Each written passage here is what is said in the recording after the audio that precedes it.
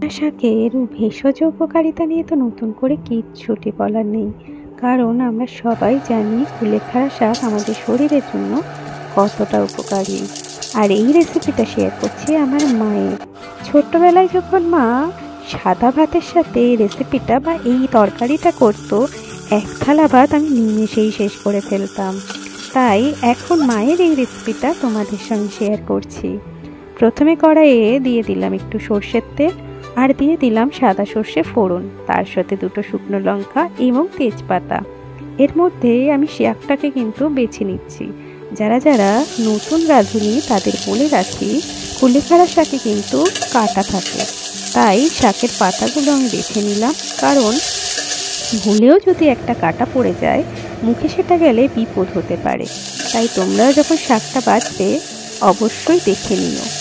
যাই হোক, আমি কিন্তু এবারে যখন আলু এবং বেগুন ভাজা হলো, দিয়ে দিলাম হলুদ গুঁড়ো, একটু জিরে গুঁড়ো এবং ধনে গুঁড়ো।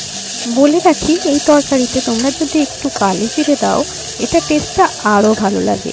তাই আমি কালো জিরেটাকে প্রথমে রোস্ট করে গুঁড়ো করে সেটা দিয়ে দিলাম স্বাদ মতো নুন, এবং এটা ভাজতে লাগলাম।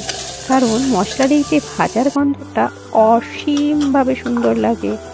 যাই হোক, এবার ভাজা হয়ে গিয়েছে, আর আমি দিয়ে দিলাম ধুয়ে রাখা শাকটা। বাস, আর কোনো কাজটি করতে হবে না। এবার বলে রাখি, কুলেখাড়া শাকের কিন্তু হাজারো বেনিফিটস আছে। তার মধ্যে রক্ত অল্পতা কিন্তু অন্যতম। রক্ত অল্পতা নিয়ে যারা ভুগছো বা আয়রন সমৃদ্ধ খাবার খুঁজছো, তারা কিন্তু এই সবজিটা অবশ্যই করে খেও। কারণ এ কিন্তু রক্ত অল্পতা বা রক্তশূন্যতা দূর করতে অনেক সাহায্য করে।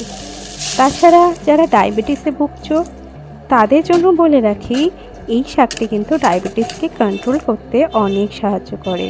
তাছাড়া হজম শক্তি বাড়াতেও এর অবদান রয়েছে উল্লেখযোগ্য।